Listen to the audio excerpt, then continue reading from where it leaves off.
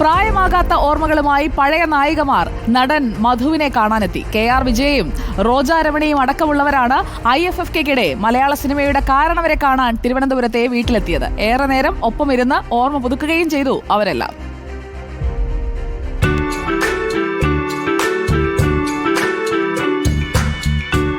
വർഷങ്ങൾക്ക് ശേഷം അവർ വീണ്ടും പഴയ നായകനും നായികയുമായി. പുതിയ ജീവിതത്തിലേക്ക് 84-ലെ ജീവിതം കയറി വന്നപ്പോൾ മധു രാജനായി, KR വിജയ രാധയായി. മധു ചെമ്പരത്തിയിലെ ബാലചന്ദ്രനായപ്പോൾ റോജ രമണി ശാന്തയുമായി. രാജശ്രീക്കും ഉഷാകുമാരിക്കും ഹേമ ചൗധരിക്കും റീനയ്ക്കും ഭവാനിക്കും കഥാപാത്രങ്ങൾ ഓരോന്നായി മനസ്സിലേക്ക് വന്നു.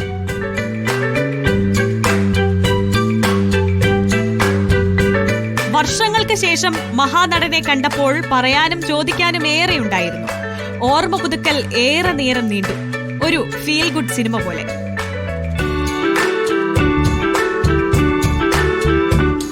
ചിലരെ കണ്ടിട്ട് മനസ്സിലായില്ലെന്നും ചിലർക്ക് മാറ്റമില്ലെന്നും മധു.